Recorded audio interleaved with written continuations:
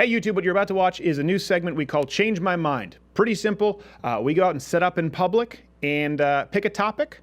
In this video, it's Second Amendment, where I just say, hey, listen, I'm pro-gun, change my mind. And we actually allow people from other points of view to come up and proactively change my mind. I'd love to hear from you what topics you would like to hear discussed on this. Also, it's important, this isn't about just a debate or a highlight reel. The point to this exercise is to actually get people to question their own point of view and see if their argument is rational. And maybe at the end of it, they'll end up changing their own mind. So, pro-gun, Second Amendment, change my mind, enjoy.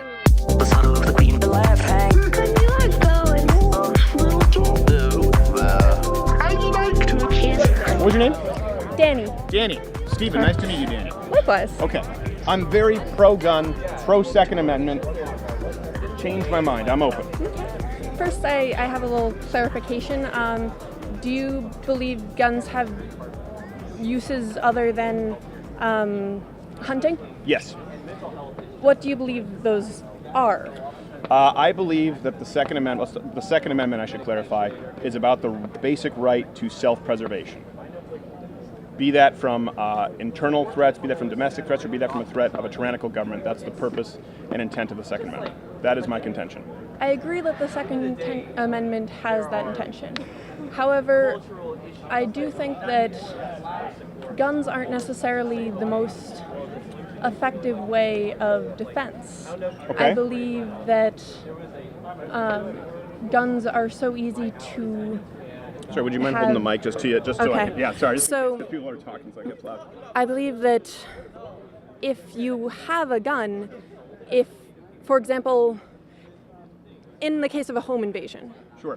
if you are a good gun owner, have it in a safe place, and not like under your pillow or anything, Right. and you take care of it, then by the time you get to your gun, it probably is already too late to defend yourself.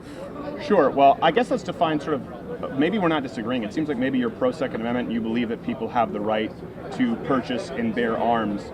As to whether an individual is effective in defending their house with their own firearm, I can tell you that mine is very easily accessible, and many of them are, and that wouldn't be the scenario. So it doesn't change the right for me to have that firearm to protect my home. I also believe that there is definitely a reason to have them for sport, not just hunting, but also aiming practice, gun Sure. ranges. I have a friend who was on their way to actually becoming a professional marksman, but then they got glaucoma. Yeah, but that's not what the Second Amendment is about. So I guess we agree on that. Yeah. You're probably not looking to change my mind on that. You agree people have the right to purchase and bear arms. Yes, I have an disagreement with mostly the concealed carry laws and such, in that I believe that having a gun for the purposes I've set out is perfectly fine, but that's no reason to carry one around in public, particularly because it could be used against you. Someone could grab it off your person and threaten you with it. Someone could take your car and run you over with it. Yes, but Does that mean that we can't sell you a car? cars actually kill way more people than guns, but cars are necessary to get to point A from point A to point B. They're No, they're not. You can take public transportation. You can take a bike. You can walk. You not can take a everywhere. skateboard. Not everywhere has public There's transportation. always a way. Many But my rural point is areas, you need a car in order to get several miles to the grocery store to get your food for the day. Let me ask you this. Is it your contention that because something you can legally own could be used against you or someone else, the government has the right to tell you that you couldn't own said item? Is that your presupposition? I believe that it's not like you can't own it. You can own it. It's that you can't, for no good reason, bring it out in public. What would be no good reason? What would be a good reason for someone to be able to exercise their right to protect themselves? A good reason is I am bringing this gun to the gun range to go. No, to protect myself. Let's get rid of the sports and the hunting aspect of it, right? The Second I Amendment believe exists to that protect there's- yourself. So why is it, again, I'm hearing, why does the government have the right, if I'm a law-abiding citizen, to tell me that I cannot protect myself with my firearm? Because the whole point of having a government is to trust the government to protect you. No, To that's not true. because as a woman, I feel very threatened walking around at night on my own. You should probably get a gun. I have an app on my phone where I can set it up where one touch brings the police to my location, and it actually alerts the police that I might have a call when I click a certain button. Like if I'm feeling somewhat threatened, I click one button. Let me ask you a question here real quick. And Let me ask you a question. The police come. What would the police be able to do that you wouldn't? They are able to physically, if not intimidate, then But let's say it contend with escalates. this. Let's say a very violent attacker, okay? You call the police.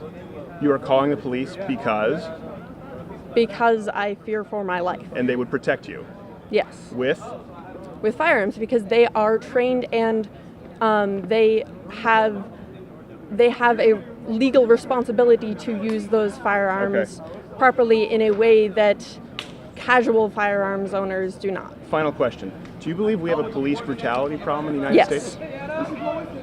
I do.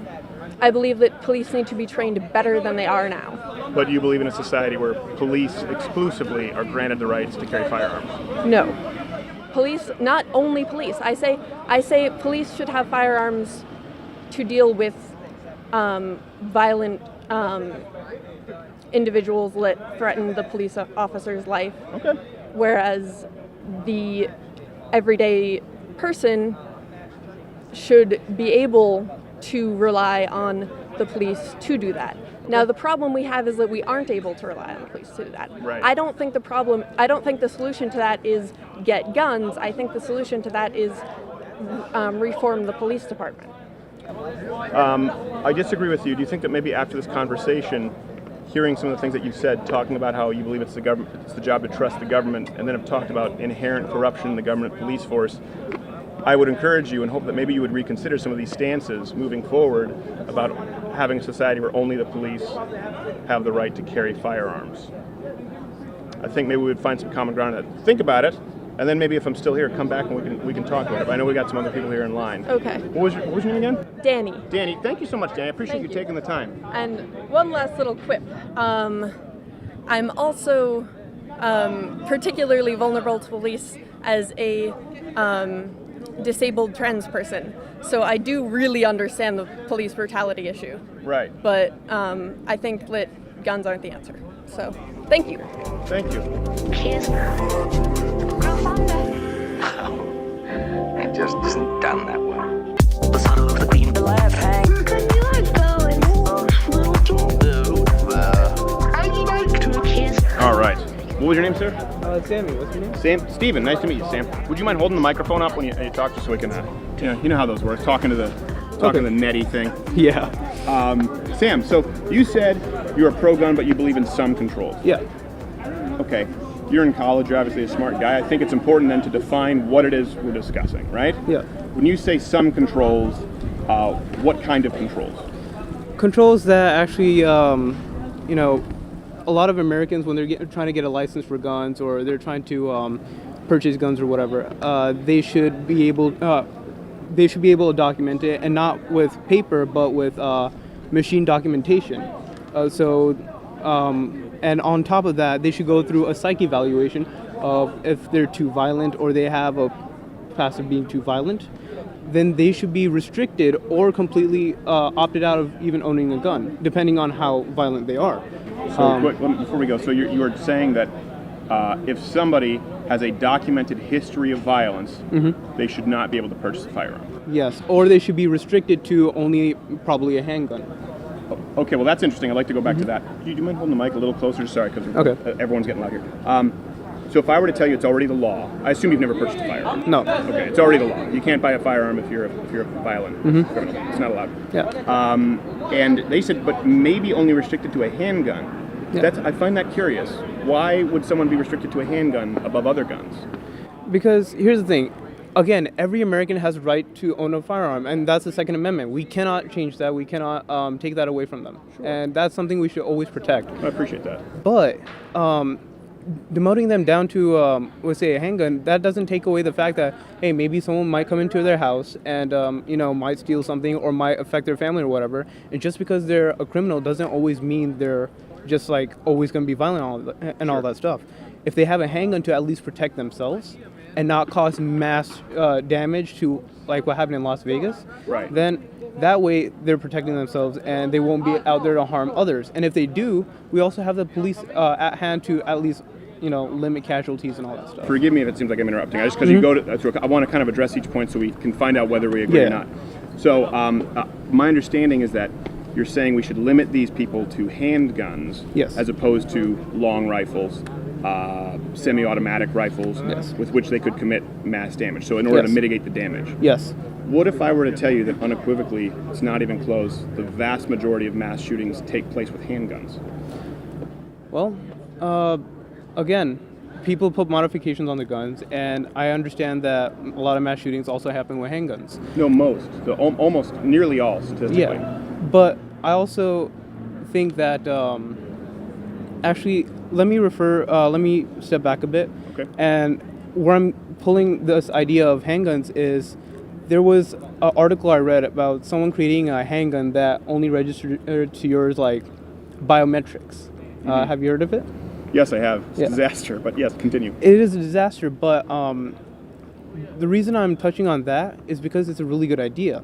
And the NRA, which I kind of have a problem with right now, is not letting us research guns, in a sense, or making them completely safe. As from what I understand, I'm not too educated on what the NRA is doing right now. Actually, It's just probably conduct more research on guns than anyone in the country. yeah, and they always find a way to like make sure there's no gun controls going on and all that stuff. But let me say, people are able to put modifications on their guns, which of course should be completely unallowed, no matter what. Like bump stocks. There's also this. What is a bump stock? A bump stock is basically if you fire a gun, that thing just bounces back. There's also a needle in which you can put in your guns, where if you pull the trigger, it constantly forces your finger back, so it's kind of like an automatic rifle. Right. And that's, of course, should be illegal as well. And going back to why I'm saying demote people to handguns, yes, they're almost all mass shootings are committed with handguns. Again, I'm saying people should go through background checks and all that stuff. But that already happened. That already exists. But it's not too refined. Yeah. I mean, here's one thing I would say, respectfully, and I do disagree with you on several instances, but I appreciate Yeah. you taking the time. I think that there's a discussion taking place in this country, yeah. and it's between two camps. You're not going to like what I'm about to say, but it's not meant as a personal insult. Yeah, no. It's between gun owners and the completely ill-informed. If you've purchased a firearm, you would know that everything you've just said is untrue. Yeah. And I don't say that to insult you. No, As a you're matter of correct. fact, I would recommend you go purchase a firearm for yourself, even if you're getting a gun, a revolver. Okay. You know what I mean? A .22 revolver. Okay. You'll go through a background check. You'll see, asking the questions. They're going to ask for your license. They're going to make sure it's the same address that you currently live. It'll probably be the most stringent background check you've ever gone through. It's more stringent than Social Security. Okay. So all of those things already exist. A bump stock is not what you described it to be. As a matter of fact, I can make a bump stock with my belt loop. Really? Yes, it's about you. It's a technique. A bump stock allows you to optimize a certain technique. Okay. And it's already illegal to modify a gun to a fully automatic rifle. Okay. This is already illegal, right? So someone taking a firearm and modifying it to make it an illegal firearm Okay. is already against the law. It's already against the law to purchase a firearm if you are a convicted felon or if you're a violent criminal. You mentioned the NRA. There's so much research conducted on firearms. As a matter of fact, if I were to ask you, how many defensive uses do you think there are of firearms each year? If you were to guess, I would say a good couple 100,000, maybe into millions. into millions. How many gun deaths do you think there are? I would say around 10 to 20,000 per year. It's actually a little higher than that, but lower than that if you remove suicides. Okay. So again, these are important, and a lot of these come from pro-firearm associations. I think what is important when we have this discussion, and I hope it's been illuminating, maybe you'll rethink some of your points of view, I would really encourage you to buy a firearm. Yeah. Even if you go right back and just trade it in. You can buy it and then give it right back to the gun shop, and they'll consign it where they run a background check if you don't want to spend the money. Yeah. Because it's an experience where you learn the things that you thought were not true. Okay. And I think it starts from the presupposition, and I think we start in the common ground. The Second Amendment is not about hunting. It's about the basic right to self-preservation. And we either support the idea that we have the right to protect ourselves, both our houses, our families, our property, from local threats or tyrannical threats from the government. We either agree on that, and I think we do, or we don't. And if you agree that it's a right, like free speech is a right, the government cannot remove a basic human right unless you've foregone it by violating someone else's right. And I mean, I love the Second Amendment. I love the Constitution, and I love America of how it is. And I just love the idea that if some other country tries to invade us, we have the firearm. Not only do we have the police and a great military, but we also have the American people who are definitely going to be pissed off and shoot the other I guys. appreciate that you recognize that. What was your name again, sir? Sammy. Sammy? But- Thank you so much, Sammy. One thing I want to ask, and you were telling me to go ahead and purchase a firearm. Now, I don't mean to sound offensive to anyone or any viewer. No problem at all. The thing is, I'm a person of color, and I'm not even a black person. I'm just a brown person. Yeah. And the stereotype I'm always presented is I'm basically a terrorist, just by my skin color, right? No one knows my background and all that stuff. And I've come from a very conservative location back in Florida. Sure. Now, if I purchase a firearm and if I am seen around with a gun, I know for a fact people are always going to view me as a threat. Well, first So off, there's no that. one's saying you don't need to carry it around out in the open. Yeah. You legally can now in Texas, but concealed carry, open carry, that's further on down the trail. Isn't it wonderful that there are horrible racist assholes out there, right? Who might look at you a certain way because of the color of your skin and think that you're a terrorist. Yeah. Isn't it wonderful that that doesn't affect your rights?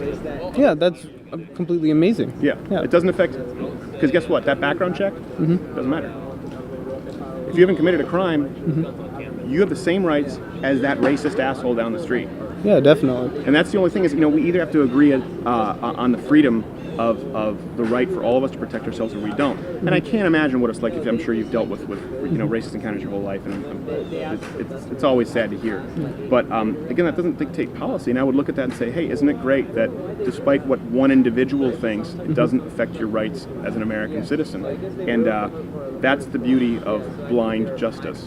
And if you give that authority to the government, or if you give that authority to an individual or a committee, guess what? It just takes one of those racist people to make that decision for you, or vice versa. So it's pretty important, right? Especially for minorities, to ensure that that their rights aren't infringed upon by the mob of the majority, right? I don't think that anyone should be able to vote that brown people can't have guns any more than I think no one should be able to vote that anyone here can't have guns. Yeah, but it's also, let's say I'm going to defend myself at home with the gun I've purchased and all that stuff, and I happen to shoot the intruder. Yeah. I don't know if he's a threat or not. Now, here comes the main problem as to why I personally won't buy a gun. Though I love guns, I won't buy a gun. If that gets out into the media, I'm a brown person with a gun that killed an intruder. Yeah. Now, in that scenario already, I'm already gonna be classified as someone who's, again, very violent and all that stuff. But I don't necessarily know if that's true. What are you studying? Me, Yeah. I'm a computer engineer. Computer engineer. Yeah. I would encourage you, I know there are other people there, so we have to go, Sammy, but I would encourage you to read up more on the Socratic method. Because I think that if you question some of the things, and I think we've done it here, where you've reestablished some of your views a little bit, I think if you question some of the premises of your positions here, you'll realize they're not necessarily true. Yeah, And and not necessarily something that you can certainly confirm is true. yeah, And I do think, especially in today's era, more important than political correctness, more important than sensitivity, more important than opinion, Yeah. is more important than even common ground is truth. yes, And I think if you examine some of your premises, I say this respectfully, I think you'll find that they are incorrect. yeah, and that's what I really hope from coming into here, because I'm saying I want gun control, right? Right. And just sitting down and hearing about this, of course, I listen to TYT and I listen to very progressive news outlets. I'm not innocent in any ways with this biased media. Who do you listen to on the right? On the right, I would say On the right, like TYT on the far left, right? Socialists. Who do you listen to balance that out? to be honest, Nothing else. I honestly, mostly I listen to CNN. Anything on TYT is just May events that happen around the world. I never really take their side because, again, I don't like socialism that much. I think there has to be a balance. So do you think watching TYT and CNN, do you feel maybe as though they've almost to a startling degree have under-equipped you? Yes, definitely. Knowing this because and maybe it's by design, like the fact that some that you may not know that there already are background checks. Yeah. If they're news, that's their job to let you know. Yeah, and that's definitely a case. And again, I'm also not comfortable with watching Fox News because I know there's some stuff that are not true over there, and I've already found that out. Sure. But again, going to CNN, of course, I also know some stuff are not true, but I didn't know it would lie to this extent. Again, TYT, great people there.